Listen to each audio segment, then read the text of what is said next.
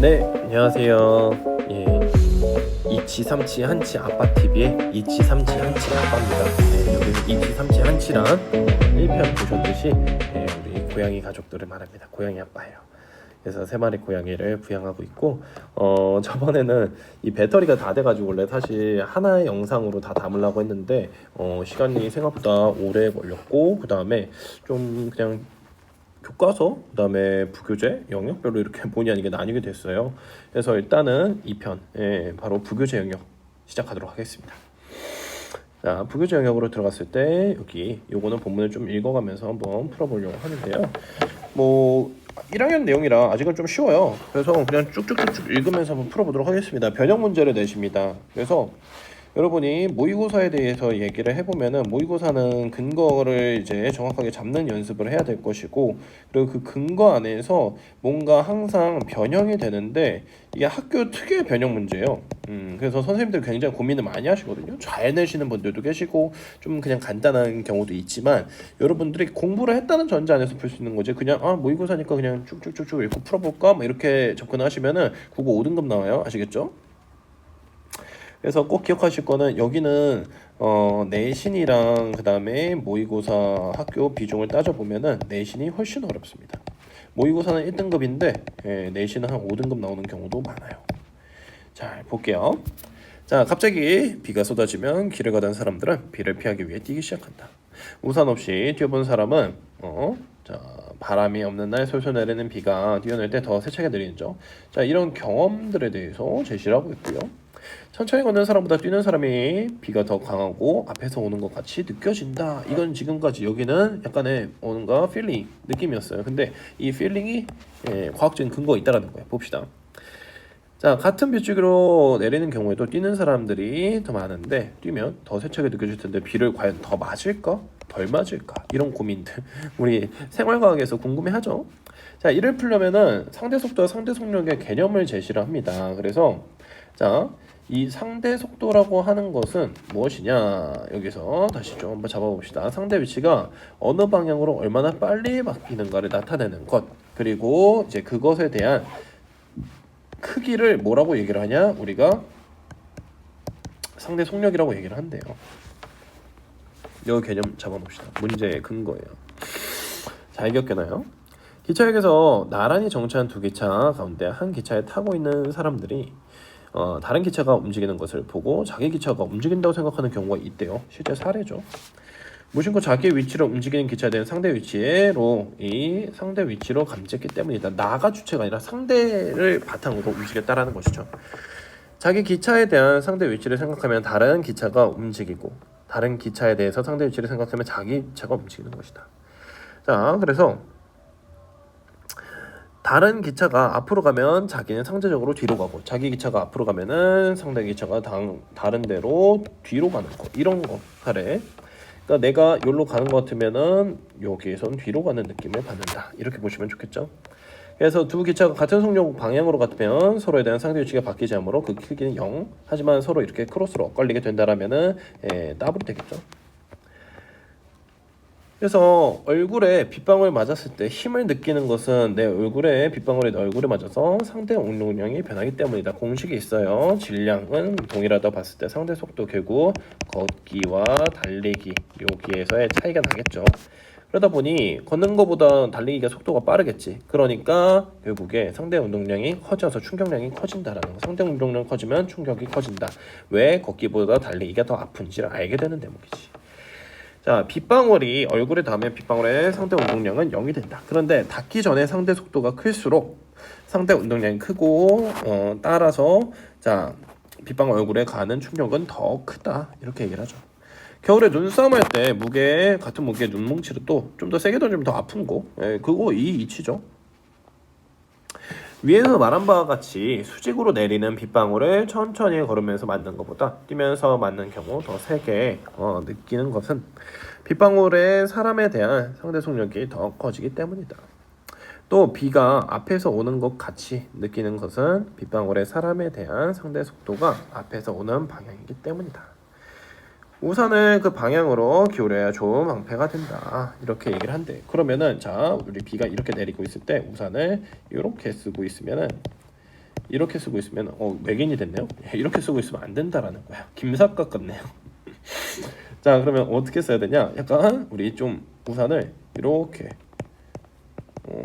기울인 채로 비를 해야 아무래도 뛰어갔을 때 내리는 비가 이렇게 내리면서 막아줄 수 있겠다라는 거죠.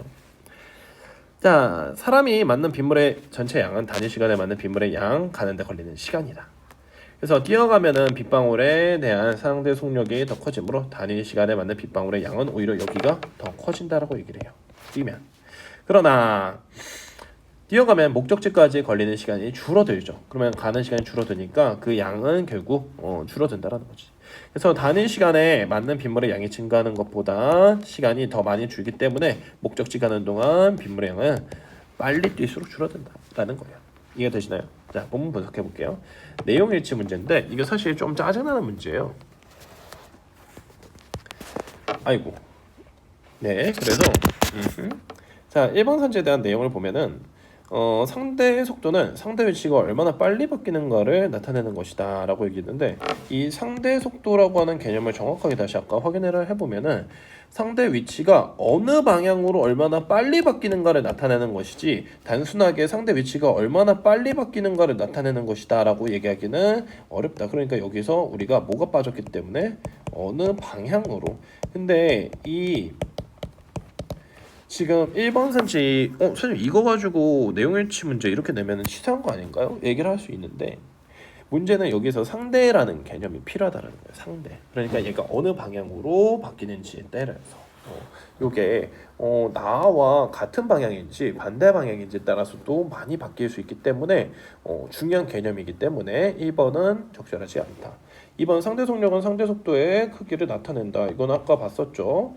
자, 걸어갈 때보다 뛰어갈 때 빗방울의 상대 운동량이 더 크다라고 얘기를 했어요. 적절하고. 4번 빗방울은 맞을 때의 충격량은 빗방울의 상대 속도와 질량이 클수록 커진다라고 얘기를 했어. 그래서 그 충격량에 대한 공식 여기서 결국에 걷기 달리기 했을 때 달리기가 얘기를 한다. 그래서 자, 우리가 봤을 때 상대 속도가 크면은 이거에 따라 크고, 자, 상대 속도가 클수록 상대 운동량이 크고 빗방울 얼굴에 따를 때 변화가 커서 충격량이 더 크다. 이런 얘기들을 확인을 하니까 문제 풀어낼 수 있겠지. 그 다음에 5번 걸어갈 때보다 뛰어갈 때 맞는 단위 시간대 빗물의 양은 더 많은데도 빗물의 총량이 적은 이유는 이동 시간이 줄기 때문이다. 그래서 빠르게 뛰면 빠르게 뛸수록 비를 덜 맞을 것이다. 그렇기 때문에 21번의 답은 1번으로 잡아야 되는 거야. 그 다음에 22번 내용 한번 같이 보도록 할게요. 자, 정지한 상태래. 근데 얘네 둘이 출발을 하나 봐. A 승객은 B가 얘가 앞으로 가면은 어떻게 느껴? 자신이 오히려 뒤로 가고 있다고 느낄 거야. 괜찮지? A는 G가 뒤로 가면은 B 승객은 B가 앞으로 나가는 것 같은 얘기죠. 같은 방향으로 달리면 상대 위치는 변하지 않는다. 아까 0이라고 했고, 반대로 달리더라도, 자, 그리고 같은 방향 달리더라도 속력이 다르면 상대 위치는 변한다. 왜? 여기는 20km로 달려, 얘는 100km로 달려. 그러면은 아무래도 상대 속도 차이는 날 수밖에 없지. 답은 5번인데 A와 B의 속력이 같으면 반대 방향으로 얘는 여기로 얘는 여기로 달린대. 그랬을 때 A 승객은 B 속력에 A의 1.5배보다 빠르다. 1.5배가 아니라 여기선 2배라고 얘기를 해야 되겠죠. 여기서도 가고 여기서도 가고, 그래서 상대적으로 더 움직이는 이 모습을 봐야 되기 때문에 여기서는 5번 선지가 답이 된다라고 봐주시면 좋겠습니다. 됐나요? 자, 비문학 지문 이렇게 학교 선생님들이 자체적으로 변형 문제를 만드세요. 그래서 요 두 번째 지문 이것도 쉽습니다. 한번 볼게요. 그리스어인 에우다이모니아는 일반적으로 행복이란 뜻이래. 현대인들의 행복은 물질적인 것을 통해서 느끼는 안락이나 단순 쾌감과 동일시하는 경향이 있다. 그러나 아리스토텔레스는 에우다이모니아를 현대인들이 생각하는 행복과는 다르게 설명한다. 그는 뭐라고 설명했냐? 에우다이모니아를 인간의 고유한 기능 이성을 발휘하여 온전히 실현한 상태라고 규정했대. 개념이 나왔지. 막스 밀러는 이가 얘기한 에우다이모니아의 시간적 속성을 부여하 이를 세 가지 측면으로 설명했다. 그러면은 지금부터 표지가 나올 거 하나, 둘, 자, 세 가지 특징들을 얘기를 해주는 거거든요. 그러면은 이 밀러의 견해를 한번 같이 살펴보도록 하자. 감각적 향유로서의 에우다이모니아는 먹고 마시는 행위와 같은 신체적 감각을 통한 향유가 이성의 테두리 안에서 이루어질 때 얻게 되는 것. 첫 번째 포인트. 인간은 정신과 신체의 통일체로서 존재하기 때문에 감각을 통한 향유도 무시할 수 없다. 그러면은 이 감각을 통한 향유를 포인트로 잡지. 자, 다만 감각적 향유가 이성을 벗어나 타인을 배려하지 않고 극단적 탐닉에 빠질 때에는 부정적인 것으로 인식이 되고, 그런데 감각적 향유가 자체의 찰나인 것으로 감각적 향유의 과정에서 실현할 수 있는 것은 에우다니모는 순간적인 것으로 규정. 그래서 이 감각적인 것을 충족했는가를 보고. 두 번째, 공동체적 삶을 통해 실현할 수 있는 에우다이모니아는 어떤 내용이냐? 공동체 속에서 인간이 자유를 누리면서도 이성을 발휘하여 책임 있는 행동을 함으로써 얻게 되는 것이다 라고 얘기를 했어요. 그러면 이 공동체 속에서 내가 책임 있는 행동을 함으로써 얻게 되는 것, 인간의 이성은 공동체의 훈육을 통해서만 개발될 수 있으므로 인간은 공동체를 떠나서요 에우다니모니아를 구하려고 해서도 안 된다 라고 얘기를 해요. 그래서 자, 인간이 공동체를 떠나면은 된다 안 된다? 여기서 이렇게 떠나면은 안 된다. 그런데 공동체에서의 인간의 행위는 수시로 변화하는 역사적 상황 속에서 이루어지기 때문에 이러한 에우다이모니아를 역사적 시간에 규정하는 것이다. 그렇대요. 셋째, 관조의 삶을 통해 실현하는 에우다이모니아는 인간이 세계의 영원한 질서 인식하게 됨으로써 얻는 것이다. 그렇대. 그래서 여기서 관조라고 하는 것에 대한 개념을 알려주는데, 관조란 쾌락을 목적으로 하는 향락적 활동이나 불을 목적으로 하는 영리적 활동이 아니라, 그럼 이 대목은 빼야 되겠지. 자, 이 대목은 우리 일단 안 되는 거야. 이게 있으면 틀린 거겠지. 그게 답이겠지. 그래서 자, 감각적으로 포착할 수 없는 영원 불변한 진리를 학문을 통해 바라보는 영혼의 활동을 말한다. 그래서 이 에우다니모니아는 여기 감각적으로 포착할 수 없는 영원 진리 뭐 이런 것들을 말한대요. 그래서 이성을 통해 이루어지며 인간에게 가장 궁극적인 에우다이모니아를 가져다 준다. 이러한 에우다이모니아는 시간적 한계를 깨는 영원성을 갖는다. 마지막. 자, 밀러에 따르면 인간의 이성을 통해서 실현되는 에우다이모니아는 그 자체의 의미가 있다. 그리고 그는 에우다이모니아의 순간성, 역사성, 영원성 서로 무관한 것이 아니며 연계가 있고, 자, 인간의 전 생에 걸쳐서 이걸 구현하기 위해 노력을 해야 된다. 이게 지문 분석이었어요. 그러면은 여러분 전개 방식을 하나 보자. 이론의 변천 과정 따위 드러나지 않아요. 상반된 관점 안 드러나요. 특정 이론에 대한 비판 없었어. 문제 제기 자체가 없었지. 그러면 특정 개념에 대한 새로운 해석, 즉 이 에우다이모니아에 대한 밀러의 해석이 있었지. 그리고 그 구체적인 내용을 방안을 세 가지로 제시를 했던 거고. 그러니까 답이 몇 번? 23번에 5번이 되겠죠. 자, 그러면은 이 세 가지 포인트들에 대해서 한번 사례를 얘기를 해보면은, 자, 기억은 아까 뭐라 그랬어요? 감각적 향유라고 얘기를 했어. 감각적 향유. 그럼 이 감각적 향유라고 하는 걸 한번 체크를 해보면은, 다른 친구들을 생각하지 않고 급식을 독식하며 기억을 추구할 경우 비판받을 수 있어. 감각적 향유에서 감각이 너무 독식이 된다라고 하면은 이성을 벗어나 타인을 배려하지 않은 거잖아. 그럼 비판을 받아야지. 괜찮죠?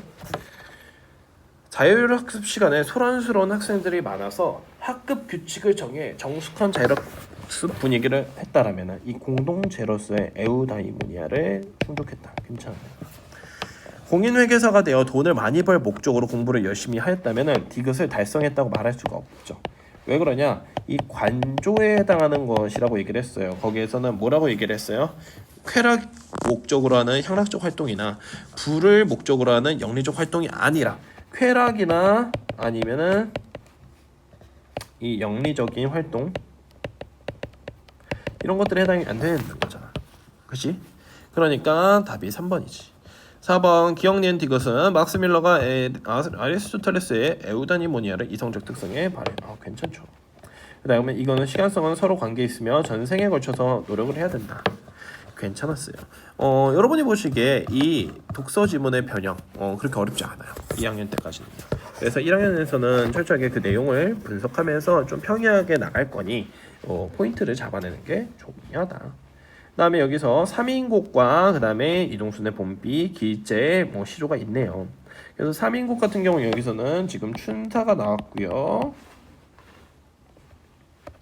그 다음에 여기서는 이제 여기까지, 그리고 우리 하사가 나오네요. 그래서 춘사라는 거는 봄이겠고 여기는 여름이겠네요. 계절에 따라서 작품이 흘러가는, 우리 정철에 이제 삼인곡과 송민곡, 관동배곡, 성산배곡 이런 것들 많이 배우게 될 건데 이 작품들 같이 기억을 해놓으시면 좋습니다. 그 다음에 이동순의 봄비라고 하는 작품, 그래서 밑줄이 없었네요. 잔소리를 일깨운다 이렇게 얘기를 하죠. 요 맥락을 같이 보시고 기재에 대해서, 그러면은 자 간단하게 한번 작품 읽어가면서 한번 얘기를 해보도록 합시다. 그냥 맥락만 쭉 살필게요. 자, 보였을 때 동풍이 건듯 불어 적설을 쌓인 눈을 풀어내니 창밖에 심은 매화. 그래서 이 매화라고 하는 것은 보통 사곤장, 그래서 이 충성이라든지 아니면은 자신의 지조와 절개를 드러낼 수 있는 하나의 원형적인 상징, 양반 기준이니까. 근데 여기서는 사랑하는 임을 향해 이 나의 사랑의 징표가 된다라는 거예요. 사랑의 마음을 보여줄 수 있는 내 새끼야. 그리고 나서 두세 가지 피었구나. 가뜩이나 냄당하는데 암향이라고 얘기를 합니다. 암향. 그래서 이 매화의 향기, 그윽한 요소랑 거의 비슷하게 보시면 좋고, 그리고 여기에서는 우리 뭐가 어떤 감각이 드러나는 거야? 이거는 후각적 심상이 드러났다는 거야. 황혼의 달이, 이거는 임금을 말합니다. 조차 백연말에 비치니 느끼는 듯 반기시는 듯, 임이신가 반기시며 임이신가 아니신가 그리움에 대한 얘기를 하고 있습니다. 저 매화를 꺾어내어 임계신대 보내곱다 라고 얘기를 해요. 그래서 매화를 꺾어내어 임계신대 어디겠어요? 천상 백옥경 정도 되겠죠. 자, 이미 너를 보고 어떻다 여기실까. 그래서 매화 보고 너라고 얘기를 하잖아. 나였으면 하는 존재, 동일시하는 존재, 우리 이건 객관적 상관물이라고 얘기를 할 거예요. 자, 그리고 나서 꽃이 지고 새잎나니 녹음이 깔렸다. 아이고, 동풍 분다, 녹음 온다, 계절의 심상이다. 나위는 적막하고 수막이 비어있다 라고 얘기를 했어요. 그래서 이 비단, 그 수놓은 장막들, 공허한 모습들, 적막한 상황을 드러내는 것이며, 부용 연꽃을 걷어놓고 공작을 둘러내니 기분 전환을 하기 위해서 병풍을 가르는 거야.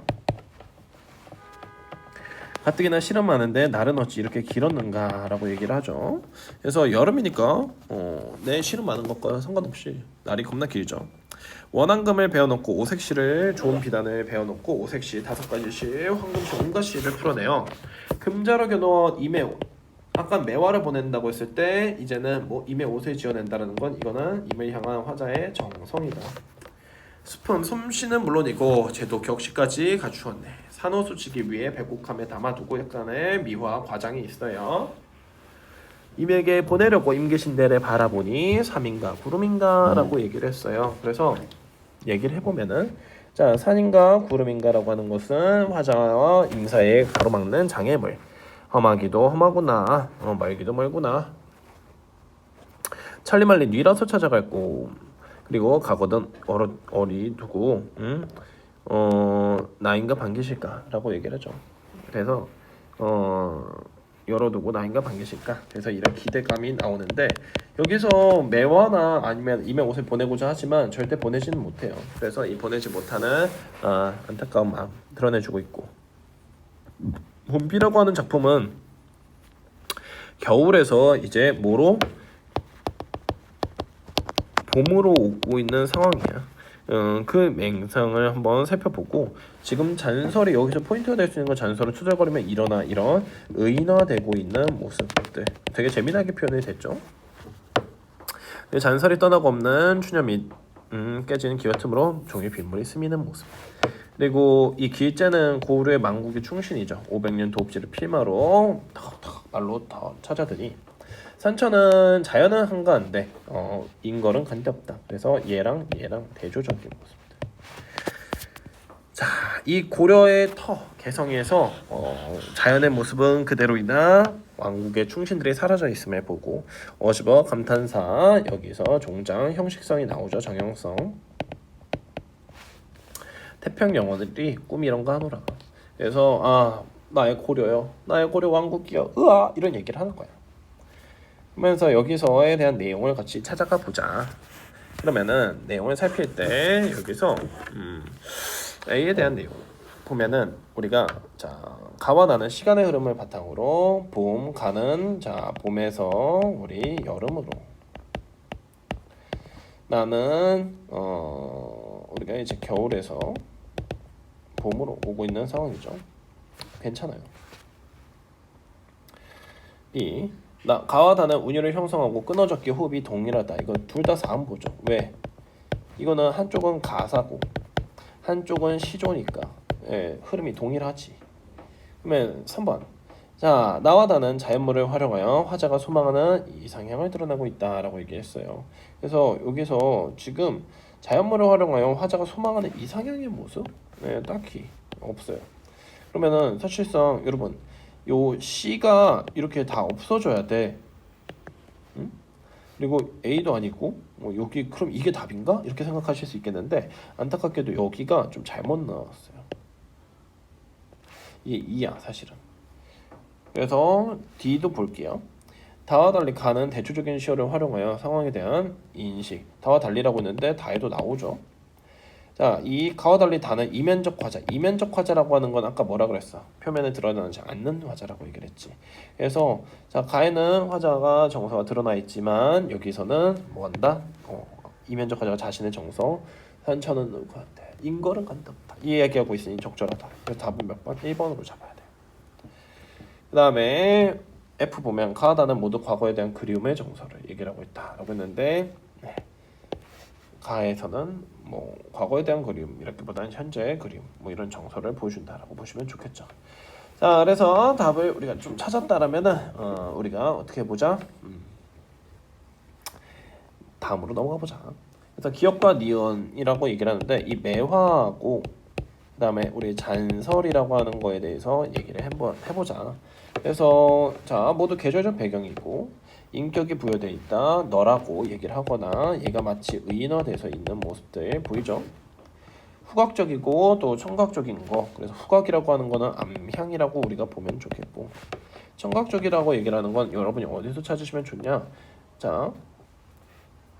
우리가 얘기를 했을 때 지금 어디였어? 지금 여기서 우리가 촉각 잠깐만요. 청각적이고 일어난다라는 거는 여기다가 우리 투덜거리면서 일어난다라는 거 우리 이런 청각적인 요소까지 같이 잡아놓으시면 좋아요. 그 다음에 4번 선지 보면 임에 대한 사랑 맞지만 자연순환에 대해서 여기가 아니야. 자연순환에 대한 아름다움을 표현한다라고 얘기하기보다는 지금 여기서는 이 참신한 표현, 쌓인 눈에 대한 얘기를 하고 있는 것이니 참신한 표현을 얘기를 해주고 있다라고 보시는 것이 좋겠죠. 그래서 26번의 답은 4번입니다. 그 5번 보면은 가의 화자가 부자는 대상에게 전하고 싶은 소재. 여기 괜찮죠? 매와 임에게 보내고 싶어. 그리고 화자가 주관적으로 바라보고 있는 대상이다. 이 잔설에 대해서 얘기하니까 괜찮죠. 26번의 답은 이렇게. 27번을 한번 같이 살펴보면은 가의 시어를 이해한 내용으로 적절하지 않은 것은. 그래서 가는 선조가 탄핵 때 반대파의 탄핵을 받았어요. 그래서 탄핵을 받아 전라도 창평에 있을 때 임금을 그리하면서 썼던 내용인데 볼게요. 다른 임에 대한 화자의 그림을 환기시키는 대상으로 작가에 대한 여기가 잘 보세요 여러분. 그냥 이렇게 읽다가 놓치는 거야. 어떻게? 다른 임에 대한 화자의 그리움을 환기시키는 대상이 맞아요. 근데 작가에 대한 임금의 영원한 사랑을 아니지. 임금에 대한 작가가 얘에 대한 사랑을 얘기하는 거지 임금이 오히려 이쪽에 대한 영원한 사랑을 얘기해주고 있는 건 이건 아니라는 거야. 그래서 얘는 답이 몇 번이냐? 1번이라는 거야. 쉽죠?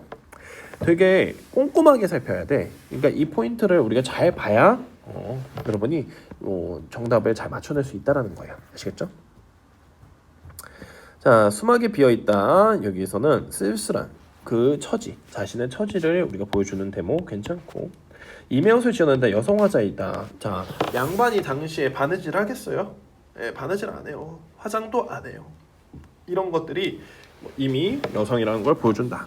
예, 화자가 여성이라 보여준다. 이렇게 보시면 좋아요. 4번 상과구름은 화자와 사랑하는 임 사이에 놓인 장애물로 임금과 작가 사이에 벌어지게 한 반대파를 상징한다 라고 얘기를 했는데, 간신, 정저, 장애물, 예, 괜찮죠? 창평이라고 얘기했는데 이거 오타났네. 창평인데. 천리만리길은 전라도 창평과 임금에 계신 궁궐 사이 거리를 과장하는 표현. 화자의 슬픔, 정성, 심화. 오케이, 좋아요. 그래서 27번까지 28번 나의 작가가 나를 구성할 때 우리 이 봄비 나를 흩어주는 봄비 아저씨 아니에요 선생님. 그래서 자 형입니다. 이 봄비라고 생각했을 때 작품에 대한 요소를 한번 보자라고 얘기를 했어요. 색채를 활용하여. 사실 색채라고 하는 거는 잔설과 그 쌓이는 비가 내리는 뭐 이런 것들, 그래서 얘기가 될 수 있긴 한데, 겨울이 사라져가는 것의 아쉬움이라기보다는 봄의 생명에 대해서 얘기를 하고 있기 때문에 이건 적절하지 않을 거고, 현재 시제를 활용해서 눈이 쌓였던 과거의 현재 단절 아니야, 이어지고 있어. 3번 깨진 기와 틈으로 빗물이 스미는 모습을 통해 봄에 대한 애상감, 여기 슬픈 감정 전혀 안 나와요. 자, 서술어를 통해 동적 이미지 형성하면서 눈을 먹는 모습에 생동감 넘치게. 그러면은 서술어라고 하는 거 서술어 봅시다. 자, 서술어 읽게 운다, 사라진다, 스민다 이런 것들. 자, 현재 시제가 쓰였으면 우리가 알 수 있겠죠. 그러니까 답은 4번. 동적으로 녹아서 움직이는 모습, 생동감 넘치게 보여주고 있구나, 이렇게 인식을 하는 거고. 5번 많이 헷갈렸을 텐데, 따스한 햇살과 함께 마늘강 위로 비가 내리는 모습을 묘사하여 봄에 대한 반가움이라고 얘기를 했어요. 그러면은 햇살과 함께라고 얘기를 했어요. 여러분 보세요. 겨울에 햇볕 한 모금 들지 않던 추녀 위에 마늘강 위로 봄비는 날이요 라고 얘기했어요. 햇살이 비쳐요? 햇살 없어요 여기. 이렇게 보면은 28번의 답을 찾아내는 데까지 잘 됐죠. 마지막입니다. 이제 홍결정하고 유충열전, 이 영웅소설에 대한 얘기들이 나오는데, 요 내용들은 너무 길어가지고 간단하게 좀 보시면 좋을 것 같아요. 근데 이 문제는 이거는 재작년에 나왔던 문제인데, 사자성 어휘 가지고 얘기하는 거예요. 그러니까 학교 시간에 어휘 외우라고 막 난리 갈갈이 쳤었어요 이거. 그래서 여러분 이 사자성어는 선독고 갈 거면은 좀 어느 정도 외워놔라. 그러면 이런 어휘 문제 모의고사는 어떻게 풀어요? 자, 그냥 문제 읽고 맥락 보고 바로 풀어도 돼요. 그래서 평국의 비록 여자지만 그 벼슬을 어찌 거두겠는가라고 얘기를 했습니다. 그러면은 지금 여기서 자, 군신유의, 신하가 아니면은 뭐 이런 임금과의 관계, 의리가 있어야 된다. 그 다음에 고갱지신, 임금이 가장 신임하는 신하, 여기가 괜찮아요. 여기서 고갱지신의 뜻 다시. 자, 임금이 가장 신임하는 신하, 또는 우리가 충신이라는 걸 얘기를 할 때 이런 말을 써요. 그래서 요거 괜찮고, 견마지로는 내가 진짜 개처럼 당신을 모시겠다 이런 뜻이고요. 망양지탄이라고 하는 거 큰일 난 상황이구나 라고 얘기를 하는 거, 풍수지탄 부모님 돌아가셨어요 이 얘기. 자, 그 다음에 우리가 3번 C 내용을 보면은 천자가 탄 말이 백사장에 거꾸로 지거든. 그 위급한 상황이지. 자, 혼정신성이라고 얘기를 해서 이거는 부모님을 봉양을 잘하자, 아침 저녁으로 돌봐드리는 거. 초미지급이다 라고 얘기를 했어요. 이거가 맞죠. 그러니까 무슨 말이냐, 굉장히 방치할 수 없는 매우 급박한 상황이다, 이런 뜻이야. 그래서 29번 답은 2번. 명제 경각, 목숨이 경각에 달렸다, 뒤지기 직전이다. 자, 국화가세라고 하는 거는 잘못된 정보로 세상을 개발하려고 하는 모습. 오상고절은 이거는 아주 추위를 견디는 이 매화, 이 절개에 대한 얘기. 그래서 어휘에 대한 내용은 그냥 시간이 걸려가지고 전체적으로 파악해 주시면 되겠고요. 30번 가작품에 대한 전체 설명으로 적절하지 않은 것은 이라고 얘기를 했어요. 그래서 30번에서는 이 홍계월전이라고 하는 소설이 어떤 소설인지 보면은, 이게 홍계월이라고 해서 이제 여성, 조선 후기가 되면 여성의 인권 의식들이 굉장히 많이 올라나죠. 그래서 이거 영웅적인 모습을 보이며 남편, 기득권 세력인 이 남편이라고 하는 애를 굉장히 꾸짖어줘요, 혼내줘요. 그래서 단순한 나는 여성으로만 갖는 게 아니라 능력에 따라서 관직에 나아갈 수 있음의 한계를 보여주는 요소. 그래서 이 1번 선지는 괜찮은 선지가 되고요. 2번 주인공은 고귀한 혈통을 지니고 있으나 어려서 위기를 겪는다. 영웅소설의 전형적인 플롯이죠. 괜찮아요. 3번 조선 후기를 배경으로 이게 의외로 이거 낚인 친구들 많아요. 선생님 지금 이 홍결전 소설 소개를 하면서 조선 후기 배경이라고 후기에 나타나는 소설이라고 했지만 여기 보시면은 자 명나라 때 그러니까 영웅 소설 같은 경우는 실제 작품의 배경은 보통 중국인 경우가 굉장히 많아요. 그러면은 이게 창작된 시기가 언제라는 거야? 조선이라고 하는 거지. 실제 이 작품의 배경이 후기를 배경으로 한 건 아니라는 거예요. 그러니까 이렇게 좀 여러분들을 헷갈릴 수 있게 하는 요소에서 말장난 문제를 낸다라는 거예요. 꼼꼼하게 봐야 되겠죠? 주인공이 남준 여비 서성을 가진 권위적 인물 남편하고 갈등을 겪고요. 괜찮죠? 나라를 구하고 행복한 길만 맞고 영웅소설이니까. 유충열조하고 그럼 비교를 한번 해봐라 얘기를 하는데 자 보겠습니다. 유충열조도 결국 제 아버지가 두 명을 써가지고 귀양가고 있는데 무찔러요. 그래서 이 상황을 얘기를 하는 대목 괜찮아요. 그래서 둘 다 지금 이 주인공 요소 남성보다 우월한 여성 주인공 비범한 능력으로 적을 무찌르는 모습 괜찮고 천자라고 하는 인물도 여성임에도 불구하고 모했음을 등용을 했음을 또 신분에 걸맞는 위험을 갖추지 못하고 구차한 모습을 보이는 거 맞아요. 그래서 목이다 목숨만 살려줘라 이러고 있어요. 한나라 황제가 그러면 되겠습니까? 가오가 있지. 자 3번 서사구조 간신을 무찌르는 해도 여전히 시련을 겪고 있다. 여기는 안 나오고요. 간신의 계략을 반파하고 역으로 이용하려 하고 있다. 괜찮은데 여기는 아니네. 자 리을 조력자에 양육된다는 점에서 비현실적인 면이 아니 조력자에서 양육되는 게 왜 이렇게 비현실적이야. 그리고 이런 거에 비현실적이지. 그 다음에 답은 5번인데 이걸 미행까지 봤는데 비유적 표현을 통해 인물의 빼어난 외양을 드러내고 있고 홍겨울의 외양의 모습에 서술자에 대한 견해의 서리적인 표현을 통해 드러나 있다. 이게 4번이 있거든요. 그러면 마지막 대목이 어디 있는지만 여기 한번 볼게요. 자 여기 대목을 한번 살펴보시면은 천자가 용포를 찢고 손가락을 깨물으나 차마 항서를 쓰지 못하고 있으니 어찌 하늘인들 이렇게 무심하리오 라고 얘기를 했어요. 이런 서리적인 표현을 통해서 서술자의 견해가 직접적으로 드러나고 있다. 봐주시면 좋아요.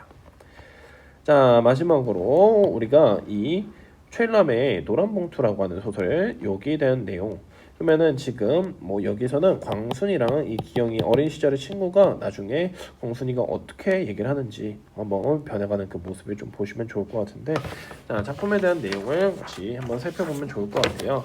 자, 그래서 여기서는 1번 선지부터 보면은 자 보기에서는 모두 긴박한 사건이 여기 없어요. 나에선 전쟁 사건이니까 긴박하겠지만 보기는 사건이 긴박하지 않아요. 나는 보기 모두 작품 서술자 밖의 인물 상황의 심리를 직접적으로 전달하고 있다. 예, 여기 맞습니다. 그래서 이 3인칭일 때 관찰자랑 자 작가라고 얘기를 했을 때 범위가 어디냐? 이 인물이 있을 때 3인칭 관찰자 같은 경우는 이 인물의 생각을 알지 못해요. 하지만 여기 작가 시점의 생각을 알 수 있다. 그러면 이 대목에서도 우리가 같이 보면은 자 요컨대 돈을 써서 이런 뜻인 듯 했다. 이처럼 무너졌을까 싶어 그의 면상을 잘못 보면서 뭐 이런 얘기들이 나타나는 대목들을 같이 살펴보면은 자, 이 서술자가 인물의 상과 심리를 직접적으로 전달하고 있는 전지적 작가 시점이다라는 걸 볼 수 있어요. 3번 나는 보기와 달리 특정 인물의 입장에 사건에서 의미를 해석하고 있다라고 얘기를 했는데 나는 달리가 아니라 여기 보기 또한 역시 자 나는 보기와 달리 주인공이 상대방의 수치에 넘어가고 있지 않다. 보기 또한 역시 다음은 보기는 나와 달리 대화를 통해 인물의 성격이 드러난다라고 했는데 역시 달라요. 그래서 32번에는 우리가 2번으로 다음 마지막에 여기 다에서 어떤 단계인지 그리고 어떤 사건이 있는지를 찾으라는 건데 여기서는 무엇이냐 자 지금은 이 성장 후 위기를 겪고 있는 거야. 두 번째 위기가 뭐냐 남장사실이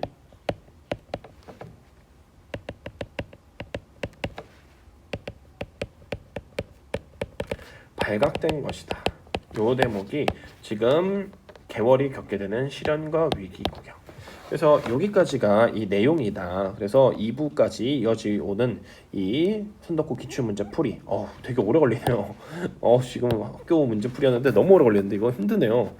자, 그래서 여러분들 어떻게 좀 도움이 될 수 있게끔, 그러니까 이거는 지금 선생님이 오늘 찍은 영상은 문제 말 그대로 풀이야. 그러면 이거에 대한 지문 분석은 언제 하냐? 이거는 내신이랑 그 다음에 방학 때 하겠죠.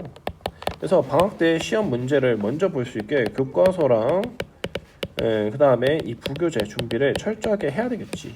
그쵸? 안 그래야만.